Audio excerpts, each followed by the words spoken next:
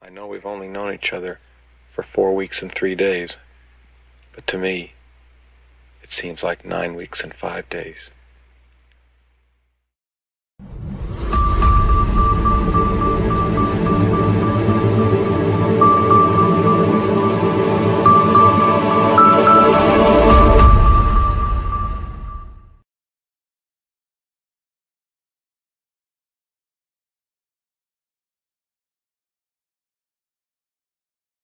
All right, everybody. Welcome to the Let's Get Growing show. All my passionate plant people and garden enthusiasts here on the Urban Gardener channel. I'm Enoch. I'm your host today, and we've got a great show ahead for you today. Everybody knows this is the second Sunday of the month. So we have with us today our good friend Scott Wilson from the Gardener Scott channel here to answer all of your gardening questions. Master Gardener Scott Wilson with us today.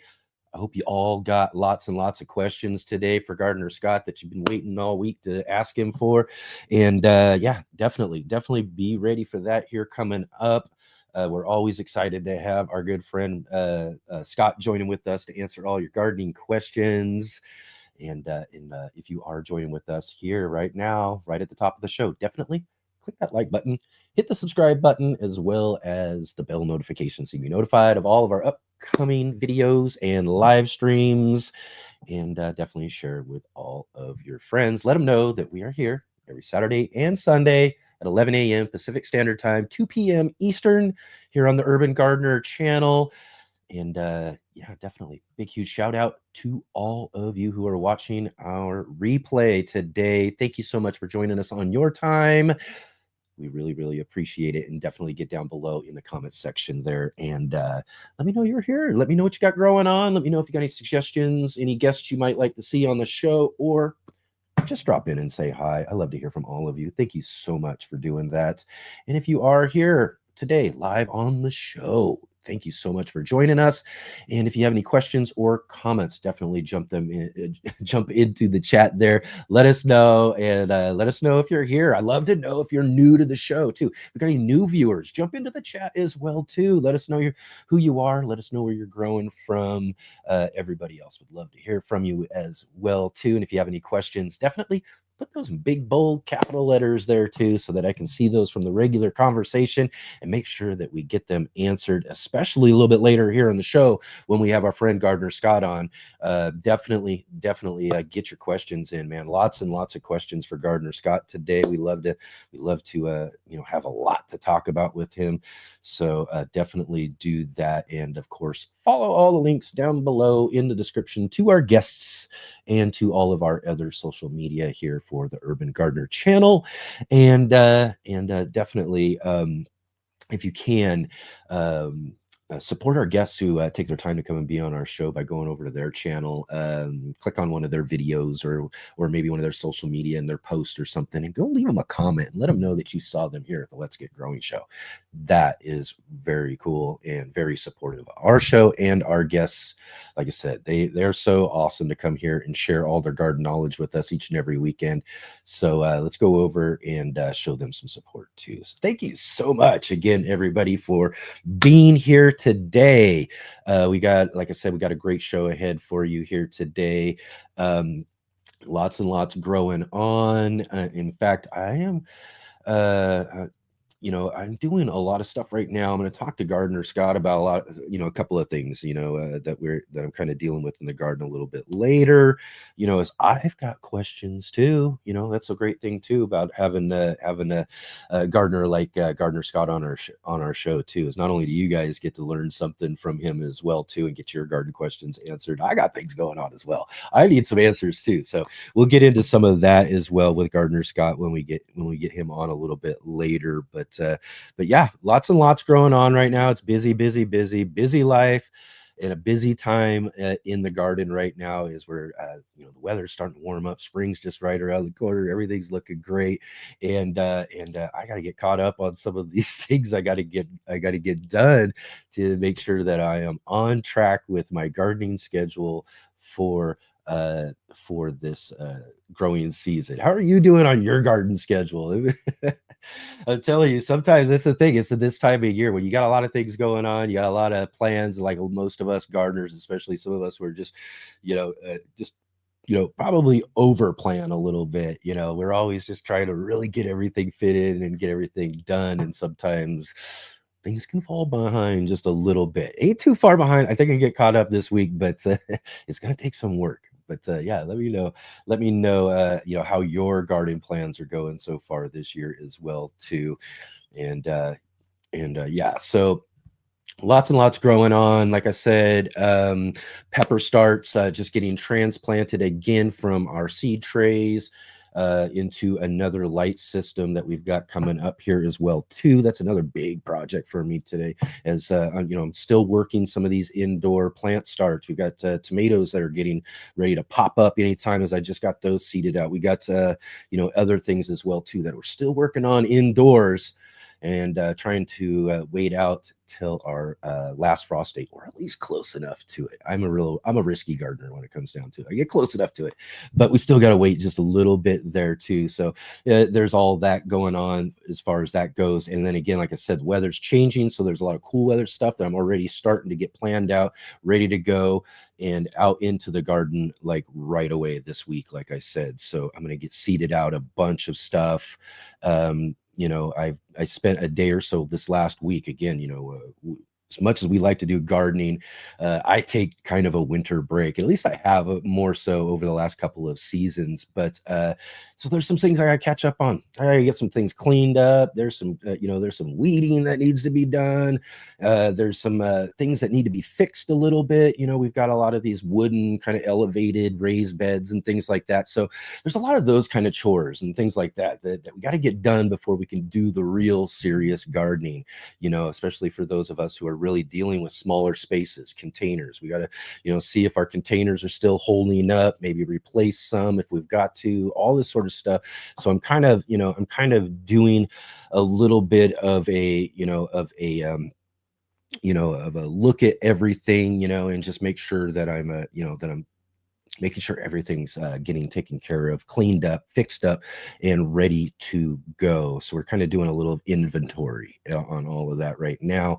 And then hopefully this next week, I'll just pound out a lot of that stuff, get it going. And then by the end of the week, hopefully have a lot of stuff seeded out and everything for my garden space here too. So, and that's just kind of based on the weather and the things going on in my area. I'm sure things are a lot different where you're at, whether you're gardening more south or you're gardening more north. We're kind of in these different timetables on our gardens right now, and we all kind of fit in different places in them right now. But it still doesn't mean that we don't have a lot growing on right now when it comes down to it. So yeah. So again, thank you everybody for joining with us here today on the show. Again, it's so great to have you here. And real quick here, I just wanted to kind of let you know about let's see what's been growing on the Let's Get Growing show here yesterday. If you didn't get the chance to join with us yesterday, man, I'm having so much fun with this whole idea. Yesterday we did what we are calling right now a community show. Let's Get Growing community show. And what this basically is that I invite all you viewers to get a chance to come on, hang out, come and talk with me. I get a chance to talk to all these great, awesome, garden communicators and all of that from around the world and everything, and these wonderful conversations that I share with all of you. But this is also your show too. We're building community here. This is what this is all about. This is a community show in general, but the community show we did yesterday, and we've done a couple of them so far, and I'm really loving this idea. I'm trying to work out how I could possibly make it fit into a regular thing that we can do around here, because it's just so much fun. And all I do is I just hand out the link to our studio here. The online link, and that gives you all the chance to hook that up to your computer and your audio and video and everything, and join us live right here on the show And then, if you got channels, a lot of you out there have small channels and all of that too, or maybe even a business as well. We had Mill Creek on with us yesterday talking about their mushrooms, mushroom kits and all of that. So, maybe there's that opportunity as well to kind of shout out what you're doing as well too. So that's a great opportunity. I'm really loving this idea. It's really been working out really well as we've been doing it. So again, I'm going to work on doing more of that. And if you haven't had a chance to understand what I'm talking about with the community show, go back, check out yesterday's. It's wonderful. Again, like I said, this is where you all get to really, really participate with what we're doing here at the Let's Get Growing show for sure. And then last week on the show, we had with us our good friend on the Sunday edition, John Kohler from Growing Your Greens. That was a really fun conversation. And we got to have him here live. John Kohler doesn't really do live shows. It's been so hard. I've been trying to talk him into doing a live thing with me for years now.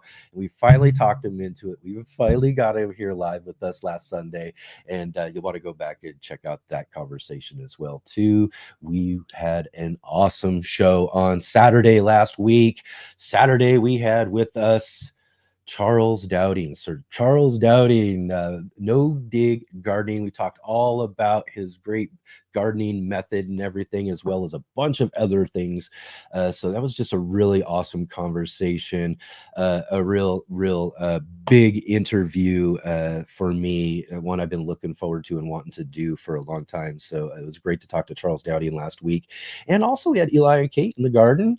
Eli joined with us and talked all about what's growing on with them as well too. So you'll definitely, like I said, want to go back and check out these really fun, great shows and interviews and everything as well too. And all right, also just a real quick look ahead. I just want to mention this here kind of at the beginning of the show. I'll also mention it at the end of the show, so most everybody gets an opportunity here that I will be doing an appearance on another show this week. In fact, our good friend Destin over at the Garden Party Podcast is inviting me over Wednesday, March 12th. That'll start at 5 p.m. Pacific time, 8 p.m. Eastern, over at the Texas Garden Guys YouTube page there, and go check them out as well too.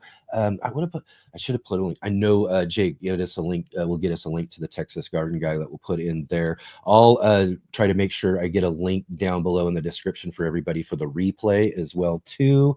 But yeah, that's gonna be fun. It's always fun to kind of step out of our show and go into someone else's show and talk all about gardening and growing with Destin and Phil from Phil's Figs, and hopefully Des from Gardening with Des. She's been on with us a couple of times. Hopefully she's there as well too. And I think we're also going to be hanging out on the Garden Party Podcast with our good friend Ryan Cook over at Heavenly Hills Homestead too. So that'll be a fun discussion. Always a great time over at the Garden Party. So definitely come join with me then too. So right on, everybody. It's Sunday, and one of the things that we love to do every Sunday is, or most Sundays if we can, is to catch up with our good friend Mark Boucher Colbert, Mr. MBC in the garden.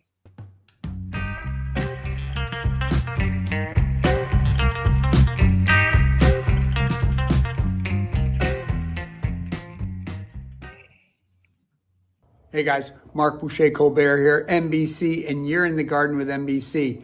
I'm at the school where I teach, Franciscan Montessori Earth School in Portland, Oregon, and I've laid out a couple of points to help us think through this issue between direct seeding and transplanting. When do we direct? What kind of crops do we direct seed? What do we transplant? Is there anything in the middle? Can we make choices either way? Let's dive into it. Let's talk about this and let's look at some of the pros and the cons of direct seeding. Same thing with transplanting. That may help us clarify things a little bit. First of all, when you want uninterrupted or unhindered root growth, such as with crops like this, carrots or beets, it's pretty much always a direct seed. You're going to be sprinkling the seeds directly into the soil, and then you, of course, need to make sure the soil is moist. You're going to want to try to do it at a good time of the year when you don't have to pour on tons of water. But basically, you're going to let nature take its course at that point. The seeds are going to germinate, they're going to sprout, and then you will care for them at that point, and they will have unlimited access to the soil below. There's going to be no impeding their growth by any kind of artificial barrier that you might find, say, in a pot or a container. So that's uninhibited root growth, especially with root crops. It's almost always going to be a direct seed for me. Also, you don't need to provide a protected area, artificial lights. You don't have to be the caretaker quite as much. I've known lots of people, myself included, that have fried their plants when they've got transplants in a little cold frame. And they, in Portland, for example, we have a lot of days that start gray and get sunny later on. So you leave the house, you think, oh, it's gray and cold, I better keep the lid on my cold frame down. And then halfway during the day, the bright sun comes blazing out, and then you got a real problem if you don't have something automatically to open it or somebody you can call at your house to open it. You could have months of work that just gets fried in 2 hours. It's very depressing. So with direct seed, you're not worried about that. The plant is adapting itself to the environment. It's adapting itself to the ultraviolet rays in the sun. Again, you're not going to get sunburn. You're not going to fry tender transplants if you bring them out and forget to accustom them to the cold, to the UV levels, all that kind of stuff. We've all had transplant disasters, and we know that carrots, for example, and beets never really suffer from that because they pop up, they get the sun as their source, they're just adjusted to it, whatever the temperature is. It was obviously inadequate for them to germinate. So that's really two of the big pros. The cons of direct seeding, or at least the main one, is that these guys are going to be susceptible and subject to all the diseases, pests, and weeds that threaten plants out in the field. And that can be considerable, especially when you're thinking about something like carrots, for example. Carrots are very small seeded. They're very wispy when they come up. Something like leeks or onions would fall into this category as well. Very small, slow growing, just easily outcompeted by all the kinds of weeds that are waiting and lurking in the soil. So that's always something that's got to be contended with. There's going to be a lot of pressure. There's going to be a lot of weed pressure in particular, but there may be diseases in the soil if you plant at an unfavorable time, like if you plant your peas too early, directly seeding them outside. The cool soils might favor certain rotting. The fungi may attack them. And so you just have to contend with all that stuff, all the nasties that are out there that we have to fight with as gardeners. They're all there. A groundhog may be beating you to whatever's coming up, et cetera, et cetera, et cetera. These are the problems of field crops, and especially when they're germinating in the field, they're at their most tender, they're most precarious, and you have to somehow solve those problems to let them grow well. So that's some of the positives and the negatives around direct seeding.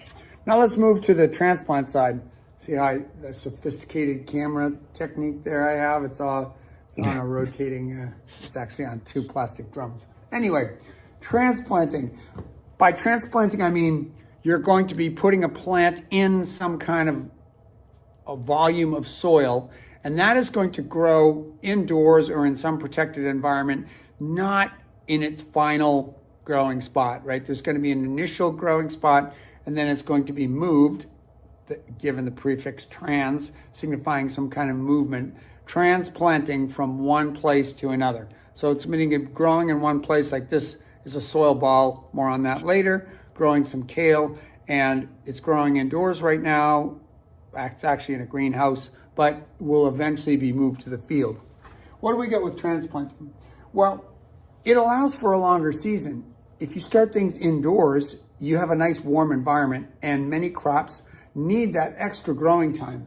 So for example, I am always going to be doing my tomatoes and eggplant indoors as transplants. Could you plant, for example, tomato seeds outside, and could they germinate and would they grow? Yes, yes, yes, you could. But will you get ripe tomatoes? Will the plant have a long enough season to produce all its stem and leaf parts and then still produce flowers and fruit and seed? Probably not. Maybe a few of those tiny currant and cherry tomatoes you can get a harvest on if you direct seed tomatoes.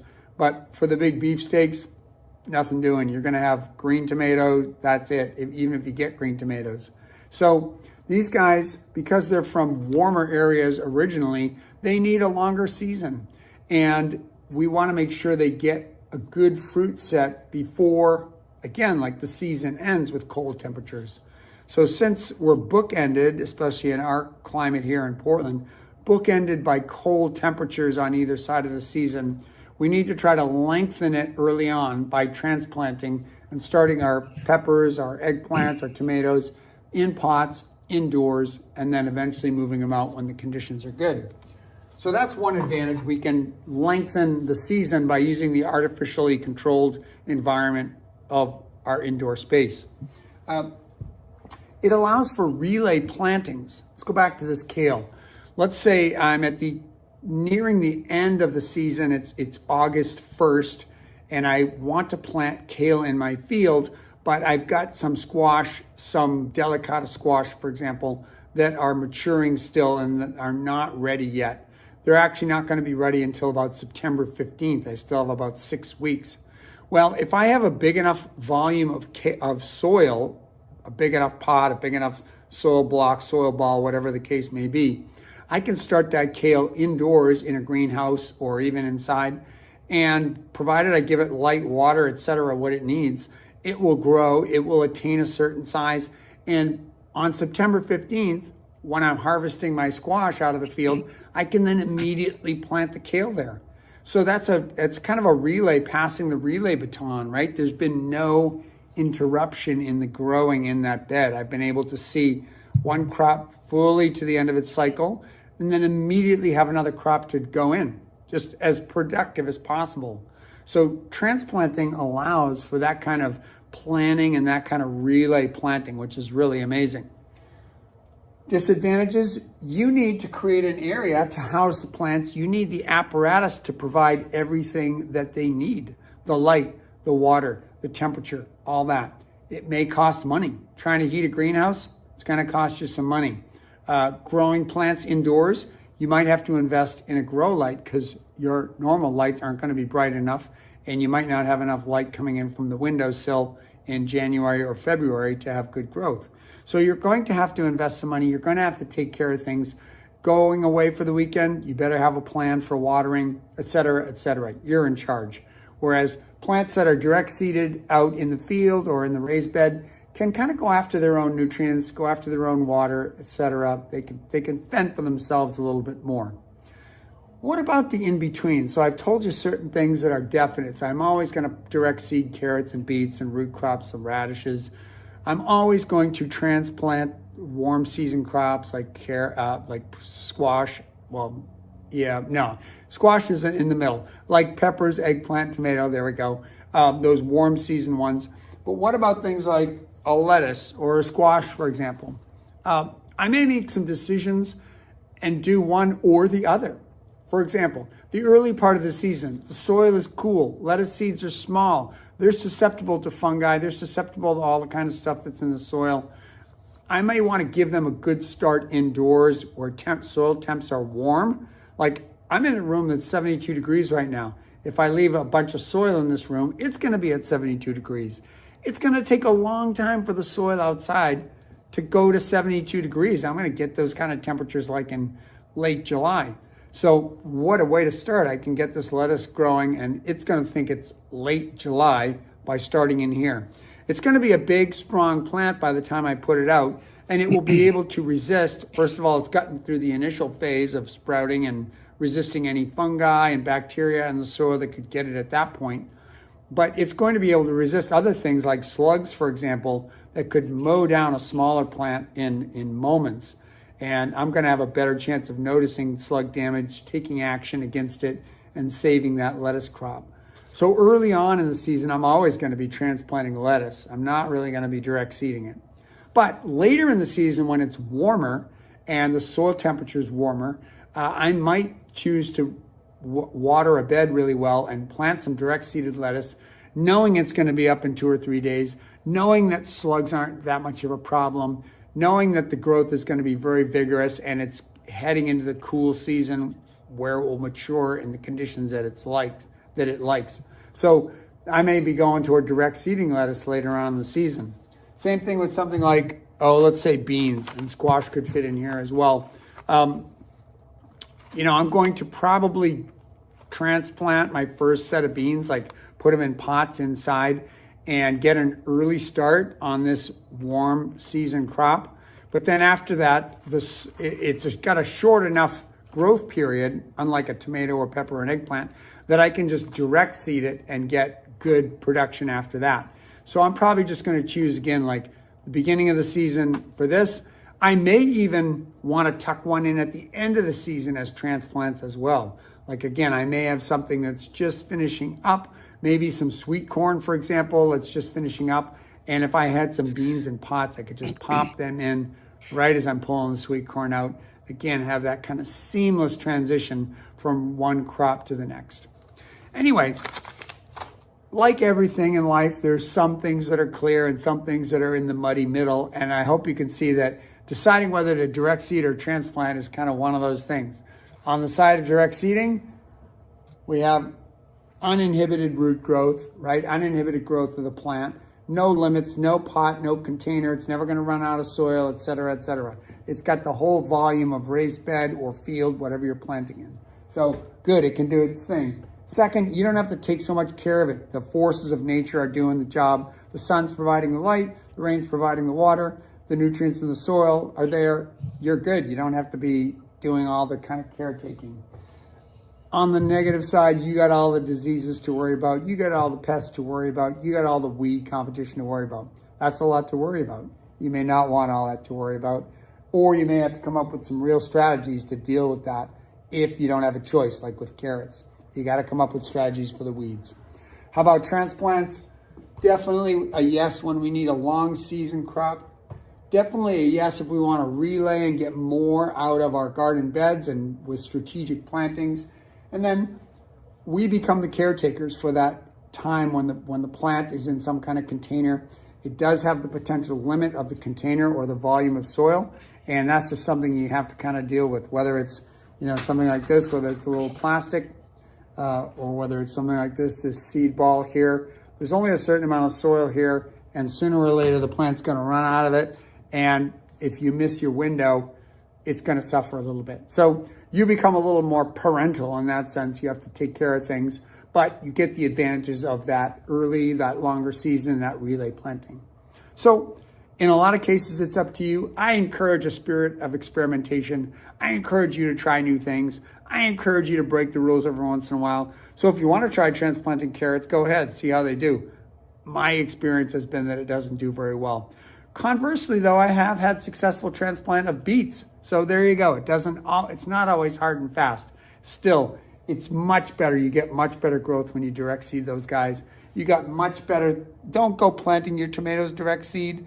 Just put them in pots. Trust me on that one. But in the middle, in that muddy middle, try some things. Try some beans in pots. Try some lettuce direct seed. See what you get. Mix it up a little bit. Learn something. Have fun while you're doing it. And I hope this helped you get a little bit more of a sense of when we're direct seeding stuff, when we're transplanting.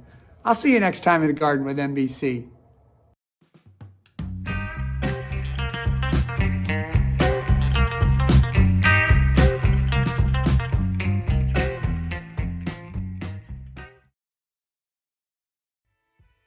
Hey gardeners, thanks for tuning in to our show today. We'll be right back at it here in just a moment. I just wanted to take a second here to highlight our regular videos and features here on the Urban Gardener channel. Our weekly garden journals,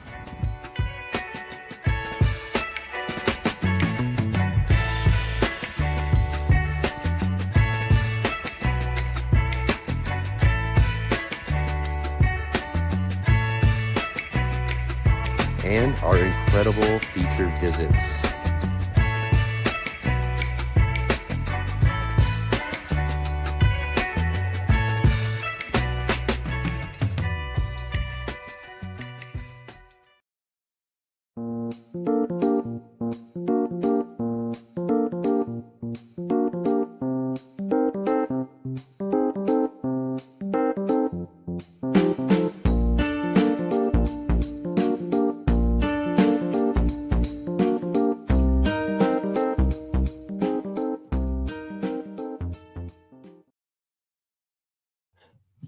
Oh. I do that like every time. All right, everybody, welcome back to the show there. Thank you so much for being here. And thanks to Mark for such a great in the garden segment today. I hope you got a lot from that. We'll talk a little bit more about some of that stuff with our friend Gardener Scott here coming up in just 1 minute. What makes you happy in your garden? Jump into the comment section there. Let us know as well too. And let's see here. Let's do a real quick shout out real quick. We got our guest waiting for us right now. So real quick, I want to give a big, huge shout out to our facilitator, Jay Dixon, joining us from Midwestern Ontario, Canada. Thank you so much, Jay, for being here. Thank you for all the links already so far in the chat. Definitely keep an eye out for all of those, everybody. I see we've got Big Will Dog in the soil. Thank you. Joining us here from Indianapolis. And Devil Dog Prepper. Afternoon, everyone. Afternoon to you. Dusty Flats. Awesome to see you here. Nice, warm, sunny day for you. We got Bettina. Thank you so much for coming back and joining the show with us. Really great to see you joining us from Eastern Ontario. And our friend Serena Norrell. Hi, cousin. How are you doing? Janet Potter. Great to see you again. Leslie. Always awesome to see you.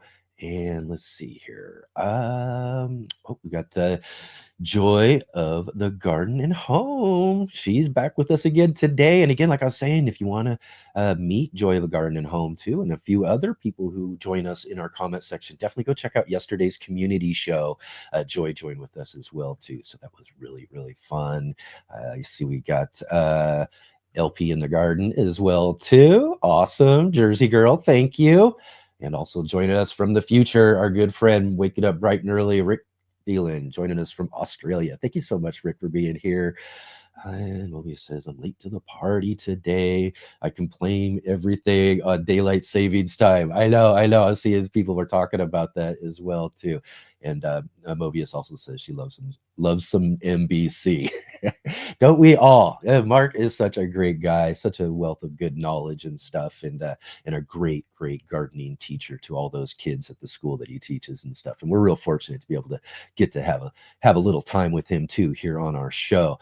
Darth X is joining here. He says, yeah, he's waiting, or what was that? Oregon, BC, waiting on California. Well, here in the States, if you're in BC, here in the States, we state by state, we have the ability to get rid of daylight savings time anytime we want to actually do that through our own state legislators.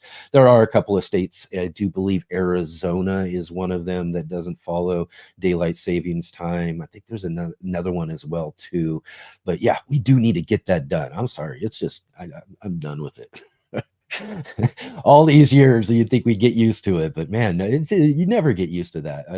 I'm not into it too much. Bohemian Herbology and Natural Solutions, thank you for joining with us here.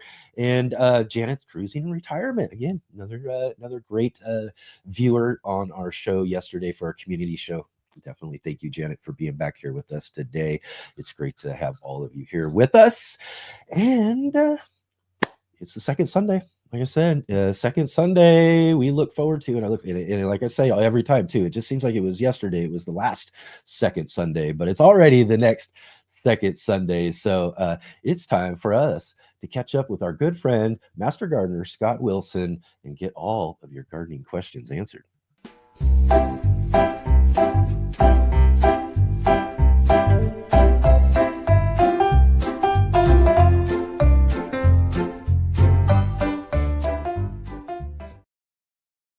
So, all right, everybody, let's welcome to the show our good friend, Scott Wilson from the Gardener Scott channel, joining with us here to answer all your garden questions. Be sure to jump into that chat real quick and drop in your questions for Gardener Scott. Thank you so much for being here with us today on the show. It's always great to see you. Hi, Enoch. Yeah, it's the second Sunday. It just seems like it was just a week or two ago. I know that February is a short month, but still, the time is just flying by, which is a good thing for those of us who still have a few months to go before shorter garden seasons need some time to fly by, don't they? That's right. And like I said, when I first thought of this idea, like, let's ask Gardener Scott if he'll come and do a regular thing once a month. I really thought at first it was like, is that going to be, like too far apart kind of whatever? No, there's no way. I mean, it really does move fast. It always seems like I just saw you and you were just here. So again, great to have you. Thank you so much for taking your time to be with us today. All right. So It's first good to thing be I here. want. I just Sorry. wanted to say I'm looking at Bohemian Herbology, Yeah, I got Natural you. Solutions background or comments saying I dig the green background. And yeah, Hey. right now I actually have a pretty nice day outside. The snow is finally melted with some warm weather, but I'm in a green garden mood. So I've been putting a Right. green background on these last few weeks just because I'm chomping at the bit to see what green looks like again. My garden has been brown and white for so long that I'm ready for a change. Oh man, yes, I know. It's just, it's that it's that time of year. And again, especially for those of you, I mean, I'm looking at green. I got things popping up and growing all over the place. In fact, I got some questions about something that's happening right now on timing and all that we'll get to here in a minute. But yeah, for you folks who have that short growing season, it's just, man, it's just, we're all get a little jealous, I suppose, when it comes down to it, that everybody else is getting to grow and you're sitting there still waiting for everything to get ready, huh? Oh yeah. Yeah, I'm putting together some videos that involve outside talking about the garden. And I get outside when it's cold and snowy. That's not a big deal, but a lot of the other YouTube channels are outside talking about the garden and they're already surrounded by green. And Yeah. so I get out and talk about the garden and I'm surrounded by nothing growing. And that's just the reality for many of us who don't have the long growing season. Yeah, yeah, yep. That really is. But things are looking up. Like you said, time's Oh yeah. flying by. It'll be here before we even know it for sure. We'll be what do you say, knee deep or neck deep in all of our garden activities here real soon. So That's right. especially all of you as well. Anyways, Gardner Scott, let's start off real quick. We did we talked about this last time you were on the show, but last time you were on the show, we had to kind of like pre-talk about it because it wasn't released yet, but you just had your new book released since we Yeah. talked to you last, so it is now available for everybody out there. And if you haven't had a chance to get Gardner Scott's book, I do have a link right down in the description for Oh, you to go nice. and grab a copy of that as well too. But I mean, we kind of touched on it a little bit, talked about some of the book and all of that, but now it's released. Now it's officially out there, Scott. I mean, how does that feel now? I mean, there's anticipation of it, but it's literally on bookshelves now. And even some of your own viewers and other people out there, they've got it on, in their, maybe on their nightstand right now, actually going through it, right? Yeah, it's pretty exciting, of course. First time author. I mean, I've written papers and all kinds of things through schooling and everything else over the years, but to actually have a book released and to see it on the shelf and to know that others are reading it really is pretty incredible. And it's kind of a good bad kind of a thing. The initial response has just been phenomenal. But what that means is that Amazon, Barnes and Noble, Walmart, Target, all the online booksellers sold out in the first day in just a couple hours. And so Oh, Barnes and Noble, as I understand it, has caught back up. I was just checking yesterday, and they're saying 2 day shipping, and you can order it now. But Amazon is saying it's going to be weeks before they get it back in stock and distributed to their warehouses, and then sending it out. So it's great to know that it is doing so well early on. But I feel bad because there are people I know that want it that can't get it because of that initial problem with some of the distribution. And purely, first time author, they didn't know how many copies to order, and no doubt they didn't order enough. I'm encouraging people to go to their local bookstores to get a copy because you'll bypass the online business, and the bookstores tend to correspond directly with the publisher sometimes, and so you're more likely to get a copy pretty soon if you order it through your local bookstore. And it's Gardner Scott's Guide to Raised Bed Gardening by Scott A. Wilson, and I love it. I have read it many times, of course, as I wrote it and yeah. read it and then edit it and re-edit it along with the publisher and the editing team. And I am really proud of it, very proud of it, and I have Oh, no yeah. doubt that dedicated gardeners will benefit from it and like it. Yeah, you should be proud of it, man. That's really awesome. That's a really awesome achievement in one's life, is to be able to gain the type of knowledge, you know what I mean? And then to be able to share it with people and write your own book and put that out there into the world. That's just, yeah, you should be totally proud.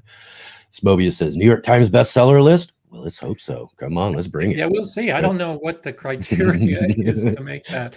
I'm not aware of any current gardening books that might be a challenger, but yeah, that would be awesome if that were to happen. Yeah, Mobius also says too, maybe an audio book, and Gardner Scott can read it to us. Everyone's talking about how they think of you like the Barry White because of your voice. Yeah, I don't think that's a joke at all. I know a lot of people that listen to my videos because they like the way that I sound. So I recognize that. I appreciate that.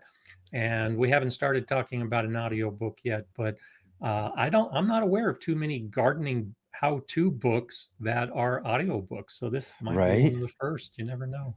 Yeah, exactly. Get a whole new thing going, right? Yeah. Now this book is heavy on the picture. So it's over 300 pages and hundreds of photos. And so it does rely on photos, particularly in the how-to section, because I show how to build different types of raised beds, and in the planning section, because I show a whole bunch of different types of raised beds for people just to get motivated and start thinking about options beyond just a basic wooden box. And then when I talk about the planting section, I've got diagrams that show exactly how to space out to get the maximum number of plants within a raised bed. And so I know that won't translate very well to an audio book, but you never know. Could be worth the effort. That's right. That's right. And then, you can always, with an audio book, maybe slip some bonuses in there too for everybody. Exactly. Right on, right on. Or again, Mobius with that. Listen while gardening. That's right. That's right. That sounds good. Yeah, I think that would be kind of fun. That would be cool, and kind of another way to take your book to the next level and all of that sort of stuff too. That's really, I think great. I think that's a great idea. So maybe if it's possible, I guess you just have to get that figured out. Quick question: Bohemian Herbology Natural Solutions asks, what variety of squash, pumpkin, are in the pick behind you there? And so behind me, directly over my shoulder here, are primarily pumpkins, a couple different types of pumpkins. I think I've got some yellow squash that might be growing in this picture. On the other side, I've got some melons of different types. I think that those might be some of the Minnesota midget pumpkins that I have growing. If you go back a little bit further, actually directly over my head, those are some very tall zucchinis. So I like to grow zucchini through a short trellis, and grow them vertically. So I think just on this side, those are the Tahitian melon squash. So it's actually a squash with the name Tahitian melon. Yeah. It was wonderful to grow. So lots of different types. Those taste pretty good.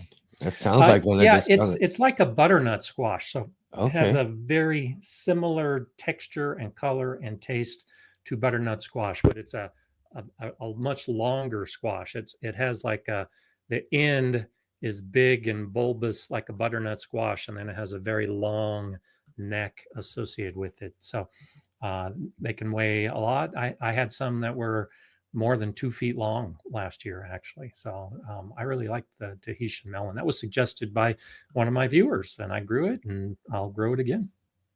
Oh yeah, that sounds like a great one. I'm gonna have to give that one a try too. All right, excellent. And everybody, like I said, if you got any questions, jump into our chat here. If you can, put them in nice big bold capital letters, and I can kind of distinguish them from the rest of the conversation. But definitely drop in some questions here for our friend Gardner Scott. But again, congratulations on the book. It's out now. I can't wait. I should be getting my copy anytime now. So, nice. So I'm looking forward to it as well. And next month, I think the middle of the month, after the second Sunday, I think it's that next week that you're actually planning to have it as the book. We'll talking about that this next week. We got our monthly gardening book club, and I guess, Scott, because you're such a good friend, we'll go ahead and let everybody else know, have a sneak peek, because I usually announce our book at the end of the book club meeting when it comes down to it. Oh, okay. Sorry to I did kind of tease this a rain on little your bit parade. yesterday as well too, but no, absolutely, that's going to be our very next book in our book club. So all of you guys who are here joining with us today got a little heads up on that announcement next week as well too. So I really again to you, such a great contributor to our show, and I'm so excited to have you on our book club as a featured author. I mean, that's just really cool. And also with that too, a little bit of for everybody as well too, is that we're going to do that. Scott will be featured as the book club for that month, right? And I believe you're going to be on the week before. We'll do 2 weeks, and then the next month we'll be taking a break from all your questions answered, as Scott will be traveling or doing something at that point in time. So we're going to double up on Scott next month to make up for the fact that we miss him on the next month. So that's going to be a part of the whole plan as well too. Exactly. Yeah, I'll be gone in May. So the second appearance in April, we can consider that the May appearance early. Exactly. That sounds great. That's a great and awesome. So let's see here. I know I got a couple of questions in here already, so let's just jump into those. I do got a couple of things I want to talk with you about myself. Serena was in early with a question. Do blackberry bushes need pruning when you first transplant them after buying them, even if they don't have any leaves yet? If so, where do they need pruning? So it's common, particularly when if you're getting a bare root, any bare root plant, and I do this with bare root trees and bare root fruit bushes, and you can do this with the bare root brambles. Pruning the tips off can stimulate a little bushier growth, and you can use it to actually direct the growth of the plants. If you're getting it in a pot and putting it in the ground, it's the same kind of thing. If it's been dormant, often, especially for me in this cold Colorado region, the tips are going to be dead or close to dying because of the cold and the dry conditions of winter. So if you're just putting it in spring, a little bit of pruning back to a bud will stimulate some of that new growth. For a blackberry, it's not critical because they should recover pretty quickly. And often what happens is you've got a single cane, and that single cane will begin growing a little bit, but you may have additional canes that pop up from the bottom, depending on what type of variety of blackberry it is. Either way, almost all blackberries are going to give you fruit in the second year. And so most of the serious pruning for blackberries comes late in the season as you're putting it to bed for the winter. And you'll, again, prune off the top so that the next season it puts out some of those new growth spurs, and you can hope for the fruit that develops in that second year. Awesome. Yeah, that sounds great. Hello, Tony. Good to see Tony. You there. Thank you for joining with us today. All right, let's see. There was next question here. Oh, I think, a lot of people are kind of like, I wrote some things. I always write some things down, some ideas of what I'm doing. I think people are like reading my paper right here. Their questions are literally matching some of mine right now. We're all thinking the same stuff. And so in a way too, there's a few of them here. Let's see here. Okay, so I know you've been talking a lot about this. This is what your book's all about and everything. Janet Cruising Retirement asks, what's the best way to water raised beds? It depends. So I like hand watering. I have multiple raised beds. I talk about this in the book. Each of my beds has a different soil mixture because I believe in starting small and then expanding. And I do the same thing in my garden. So the first 2 beds that I built are essentially the same soil mix. But then when I added new beds, it's a different soil mix because I use what I have at hand. So I'll use my own compost, I'll use dried leaves, I'll use grass. And so the composition of my soil changes from bed to bed, from year to year, as I amend with whatever it is I've got available. Which means that if I were to put just the same type of watering system throughout my garden, some of my beds are going to hold that moisture better than others. And ultimately, the plants aren't going to get even watering. So I like hand watering so that I can give each bed and each plant exactly what it needs. Because I love getting up close and personal to my plants. I can see pests before they become pests. I can see disease and get rid of it right away so it doesn't create a problem. And I can see just how healthy my plants are doing. So I think, for me at least, hand watering is the best way to do it. Now, if you can, drip irrigation and soaker hoses work great. The problem is, because of the height of raised beds, now you have to add in some engineering to be able to get your water lines across the ground and then up into the beds, and then you have your drip lines or your soaker hoses laid out. But it can work great. I've used drip irrigation in my beds, and I've set up my drip systems in such a way that I will lay out the lines within a bed to match a particular plant. So like if you're growing 6 squash plants in a raised bed, then you would have the emitters at maybe 2 gallons per hour, whatever it happens to be, and line those up for those plants. And then at the end of the season, I pull out that entire grid that's already put together, put it into my shed for the winter, and then the next spring, just bring it out, and it's great because it's all ready to go for squash. And when you use all the same size beds in your vegetable garden like I do, you can actually move that drip irrigation around to different beds if you want to rotate your crops or want to grow in different areas. So drip irrigation can be great, but it takes extra effort to make it work. And I'm not an advocate of overhead watering with the sprinkler that water. I was just going to ask. Yeah, no, that was just what I was going next.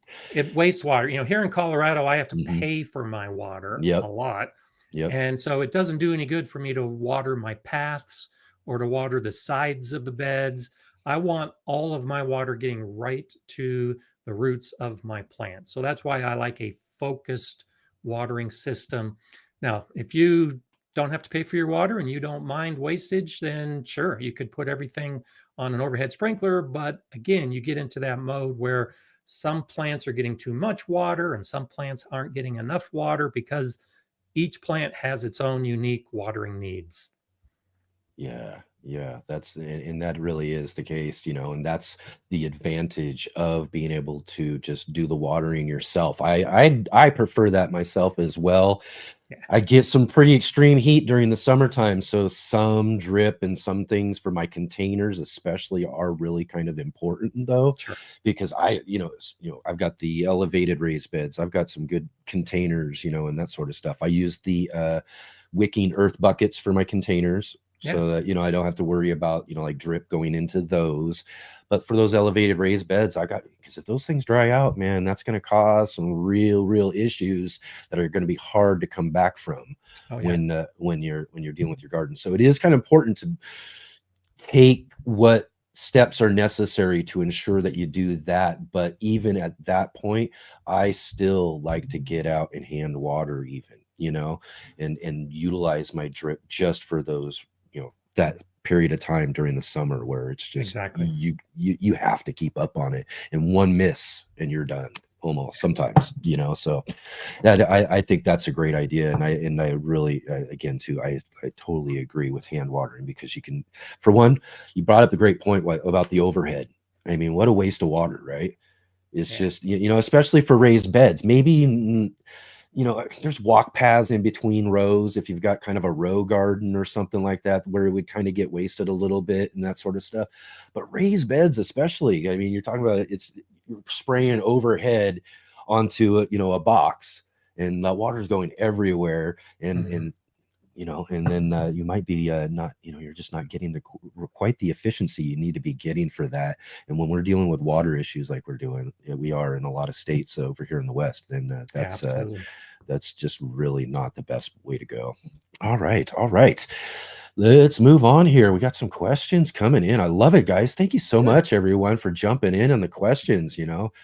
Let's see here. MKP was asking earlier too. I know there's been some talk here too. Is it too late to start sweet potato slips? Probably not. It depends on how long your season is. If you have a really short season, now is actually the time that when I grow sweet potatoes, it's about this time of year that I'm starting them, because I can't put them in the ground for a while. And so when you start your slips, it's going to take a few weeks for those slips to actually start developing, and then it's going to take depending on what method you use. So I have a video where I talk about some of the different methods. If you're using water to get your slips, you're going to have to transplant those slips into some other container, a small pot. If you're lucky enough to put them directly out in your garden, go for it. But many of us don't have that option. I like to start my slips in soil so that I kind of bypass that step of having them in water. But regardless, it takes a little while for those slips to set root and for the small plant to begin growing. And then you've got to harden them off. You really shouldn't put those, for most of us, put those slips directly out into the hot sun, because it's a young, tender plant. So there's some hardening off involved. That whole process can take about a month. And it varies based on how you're doing it and which process you're going to follow. And so the key question is, when is your soil warm enough to be growing sweet potatoes? And for a lot of us, the temperature really, it doesn't come until like June. So we're talking at least 60 degrees Fahrenheit. 70 degrees is better. And whenever that happens, that's when you're going to be putting the sweet potatoes in the ground. And so you can back up to see when you should be starting your slips. So it varies based on the season and when you put the ground in, but right now is probably not too late. It's probably about the right time for many of us.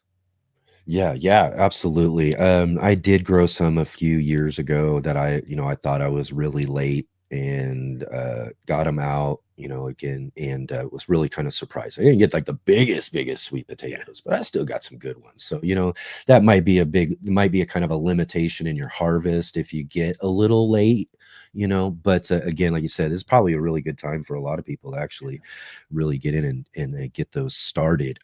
Sweet potatoes. And that's what I saw when I harvested. Is I didn't have the big Mongo sweet potatoes like you see in the store. But I had a whole bunch of sweet potatoes. They were just smaller. They tasted great. They were still usable, but because I had to harvest without the full time that they like to have, you're exactly right. The size of the root is going to matter based on how much time you allow the plant to grow. Yeah, exactly. And quick little fun story for everybody real quick. You helped me out a few years ago and did a video with me for this, and I mention this every now and then. We don't get too much into what it actually was, but it was this contest I was in. And one of them was growing the largest sweet potato was one of the categories. And me being a total garden nerd, I'm thinking, oh, I got to find some really good sweet potato genetics, right? So I'm looking at growing large sweet potatoes on YouTube, and I run across this video of this gentleman. I can't remember where he was from, somewhere in the South. And he grew, and he had what was like, I think it was somewhere around a 28, 29 pound sweet potato. We're talking monster, right? And I'm thinking, I need to get those genetics. I contacted the guy, and you know what? He literally sent me that 28 pound sweet potato so that I could grow slips off of it and to grow those and everything as well too, which was really funny. It was something to receive a box. I mean, a box. That's awesome. And pull out a big old sweet potato out of it. But that, fun little story on that. Scott, when you're doing your sweet potatoes, do you prefer utilizing the water method or starting them in soil? Yeah, no, I prefer in soil. Just because if you do the water method, you then have to put that into water, those slips. And anytime you're dealing with raw roots, I mean, essentially it's a raw root with nothing around it. you're going to have some damage. And so to reduce the damage to the root, I just started directly in soil, so that as those roots grow, they're immediately protected by the soil, and they can also begin getting the nutrients from the soil. The water method, unless you really know what you're doing, and very few people do it this way, it's just water, and so there's no nutrients involved, and so the root is usually spindly and white. And I prefer to go with the soil potting mix, and I tend to see that the plants usually end up stronger as a result, because you're not going to have that root damage when you finally put it out into the garden. Yeah, exactly. Bohemian Herbology says, that's awesome. Did it produce large tubers? Talking about that big sweet potato. They did, and they were pretty good. Nothing compared to what that came from it, though, too. I mean, I had some pretty good sized ones. I think I've grown about as big as those before. And when it came down to it, I'll just caveat this: is the contest didn't work out, and in the long run, and in the long run, I was really into all of the sort of things and doing that sort of stuff. And when it didn't, I kind of backed off all like the squash. I let a lot. I was really disappointed that year, and I let a lot of things go. I've done some videos and talked about all of that sort of stuff before and everything. It was an interesting experience, but no, ultimately they did produce some pretty good ones, but I didn't see anything much bigger, the parent sweet potato that I got the slips from. All right. Excellent. So yeah, like Sherry says, time for some sweet potato pie. Let's get those sweet potatoes going. Not only that, great thing about sweet potatoes is they're fully edible too. I mean, you can eat those leaves and everything too. Drop some of those in some salad or stir fries or something like that. Good stuff. All right, let's see here. Leslie was in the chat a little bit earlier asking, I discovered what I think is Voltrax in the deer fenced garden. CSU Extension recommends Milo Ganate. Is that right? Milo Ganate as Milorganite. Yeah. Okay. There. I missed the R. As a repellent. And what's your experience with rodent pressure? This has been a lot of people are talking about this in the chat though too. Yeah. So I've got Vol. When the snow melts about this time of year, typically, I can see the signs of the voles that have been burrowing just underneath the snow. Occasionally, I'll see some indications out in the other garden. My wife, a number of years ago, caught what she thought was a mouse in the window well and felt sorry for it, so she released it into the garden, and it was a vole. That's some of my experience. I have mice that are in my compost area. I've got the voles around the area, and I just kind of accept it, because I also have hawks and owls and a cat that roams the neighborhood. And now I've got 2 dogs that are great mousers. And so they will occasionally bring in a mouse or a vole. And so I just kind of let it go. I don't trap. I definitely don't use any poison. And I just kind of accept that there's going to be some loss and some damage. Now, my overall pest approach to rodents, to the rabbits, to the deer, and even to my dogs is the raised beds. By having that raised, elevated area for the plants to be growing, a rodent is not likely to climb up the wall into a raised bed, because now it puts itself at danger of exposing to a predatory animal that is now going to be much much more likely to find it, because it's kind of like climbed the tower and made itself visible. And so I allow the natural native plants to grow around my garden. So the what some people think of as weeds, I allow to grow. And so that provides food for a lot of these rodents. And because I'm careful about it, but I'll let them go to seed. And so the mice and the voles are eating the seed of my weeds. I'm okay with that. The rabbits are eating the grasses and a lot of the other weeds. and none of them are climbing into my raised beds. So I've never had a problem with rodents in my raised beds, and I know that they are in the general area. The Yeah. only time, actually, I shouldn't say never. The only time I did have a rodent issue was in my fenced-in area, and this may be why you're asking the question. And I had closed the gate so the dogs couldn't get in it, and it's got a fence all the way around the sides, and it's covered by the hailcloth. So essentially, it is an enclosed room that the hawks and the cat and the dogs couldn't get into. And I did have some rodent damage to my tomatoes. The solution was to open the gate and to let the predators in, to include the cat and the dogs. And then what do you think about, like, I've heard people like build like owl nests and stuff or things like that to invite them to the area, maybe that sort of stuff. Exactly. Cats. So I'm gonna say I missed that one, but get the cats to work. I got a cat. I don't wonder if that, I keeps a lot of stuff away from my place as well too. So they're, natural predator type situations that you can create. But unless there's a cover on top of a fenced deer area, there will be some type of predator to come in at some point. And you do have the option to trap. Absolutely. I encourage not to poison. We had a beautiful pair of owls, and my neighbor found them dead in her backyard. And we suspect that it was because someone in the neighborhood was poisoning the gophers, which is something I also have. And I've got the barriers of the hardware cloth at the bottom of my beds to keep those burrowing animals out. But when you put poison in, you're running the risk of the predators killing the predators, and then you don't get rid of whatever the pest happens to be. Yeah. So like Serena was saying there too, you put a hardware cloth up underneath of them. Yeah. That's a good idea.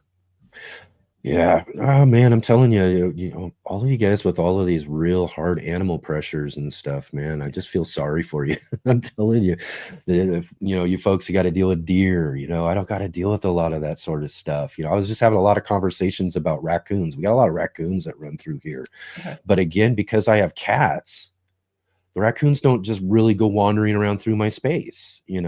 Although a raccoon can totally take care of a cat. Raccoons don't they can be vicious, but raccoons are very docile. They don't want to be messed with. You know what I mean? So if there's anything that might interfere with their path, they'll go around. They'll do things to get it around and do all that sort of stuff, unless they're cornered. Now, if your cat's going to corner them, we're going to do that, and that sort of stuff like that. But just also having just presence of the animals like cats or dogs or something like that around your yard will help me or others with those sort of things. But man, all these other ones, I don't have those. My big problem is my big problem is the insect pests, man. Those things are always the worst. But yeah. All right. Let's see here. We've got Leslie was just saying I want to drive them away before I start planting in May. Yeah, that's where the predators come in, or the trapping. If you can find where, and so my dogs are real good at finding the nesting mice in particular, and so they can sniff them right out, huh? They can sniff them right out, and typically when it's nesting time, every day they bring me in a baby mouse, which it's not pleasant to see. But that's one of the things that having a cat or a dog, that's what they do. And so I have a much less of a rodent problem in my garden now, of course, because I let my animals roam and because I leave everything open for those predators. And that's really the best way to drive them out. If their nest is disturbed by a predator, they're going to go to someone's yard that doesn't have that predator. Yeah. Perfect. All right. Next question up. Thanks for all the questions, everybody. If you still have any questions, definitely jump into the chat there. We had Ozark Homestead in here a little bit, goes asking, what are your thoughts on soil blocks? And so I have an older video. I've got a video on soil blocks from probably 7 years ago now. And I use them periodically. I have all the different size to size gadgets, those little squeeze blockers, Mhm. to make different size of soil blocks, and they can work great. Yeah. The hardest thing that I had to figure out when I was first starting with soil blocks was coming up with a recipe for the soil mix, because you want it to hold together, but you don't want it to be too wet, and it can't be too dry or it falls apart. And so I talk about that in that video all those years ago. I came up with a recipe that works pretty good. Uh, quite honestly, it's a little more challenging. I like easy gardening, particularly when I'm starting my seeds. And to make that special mix and then make all those blocks and then start the seeds and then really get the moisture levels right takes a lot of time. And when I'm starting a whole bunch of seeds at the same time, for me, it's just easier to start them all in a tray or little pots, because I don't have to go through all those extra steps. But one of the advantages of soil blocks is that you Mhm. can put them directly into the garden at transplant time. Yeah. The roots will be air pruned during Yeah. the time that they're growing. And so if I'm growing something special, and I don't want to have to up pot it, and I am concerned about the possibility of root damage, then I'll do soil blocks so that I can have the bigger blocks and then put them directly into the garden and know that that plant essentially is moving from inside to outside with no disturbing of the root system. So it depends on the plant, depends on how much time I have and how lazy or not I am when I do it. So these days I do it less than I used to, but it's a great option. Absolutely. For people who haven't tried it, you should try it. Yeah, definitely, definitely. And if everybody was watching there during Mark's segment earlier, he did a little thing for us. I think it was last year for In the Garden and everything. And I noticed it when he was holding up his little start there that he had. That's what he showed us in a video that you got the soil blockers, the little things you can push down, and then you got the ones that'll you can really has kind of like a plunger thing as Yeah. well too, to do individual bigger blocks and that sort of stuff. But Mark showed us, when it comes down to it, really what we really need to do is take a good bunch of that soil that we've got prepared, for soil blocks. It's a little wetter. We're trying to make sure that sort of thing. And you just give it a big squeeze into a ball. Yeah. Get it nice and tight, poke a little divot in the top, and then put your seed. And that's what he used. And that's what you saw him holding up there, was a little soil ball, not a soil block, but a soil ball. And it works the same way: air pruning, direct sowing, all that sort of stuff. And so you can do it without having to get one of those gadgets, but you got to be able to put some hand pressure together though too. So that is a limitation to whether or not you can do it. But yeah, soil blocks are fun, and I remember watching that video you did years ago, and going to get my first soil blocker and everything. So nice. I do like them. I do use them for a lot of the outdoor cooler stuff that I do. I don't necessarily use them for my indoor stuff. But yeah, do really like the soil blocks. I got also there's a local vendor who does soil blocks for all of their stuff that I get, like if I have to go get little starts and stuff. And so it's at my farmer's market, and it's always cool like to go and peel out those little starts out of there and go get some of these all new different varieties and everything too. So definitely love the soil blocks. Mark also, so I'm going to talk about Mark there real quick. Mark was talking about in his things about direct seeding or transplanting, and transplanting starts, as I was just saying there too. What's your thoughts on that as well too yourself, when it comes to? So it depends. I watched what Mark said, and I kind of had to chuckle because I've been shooting portions of a video. I'll be talking about the same stuff here when I release it, probably in a couple of weeks, maybe next week. I'm not sure when I'm going to release it. But yeah, I agree with everything he said. I've got other considerations, of course, because it really depends on so many factors, some of which he pointed out. How long is your growing season? What kind of plants are you going to grow? I think a very important consideration is how much space you have inside to start your seeds. So I have a relatively big area for starting my seeds. But by the time I'm getting ready to put my seeds and or plants outside, I have plants underneath all of my lights. And so I don't have room to start lettuce and spinach and squash and some of those plants that you can start indoors, but you don't have to. I mean, for most of us, you have to start tomatoes and peppers and eggplant inside because they just take so long to get to the point that you're putting them outside because our seasons are just too short. But even in my short season, I can grow squash and melon and lettuce and carrots and all the other things in the garden if I choose the right varieties and put them in at the right time.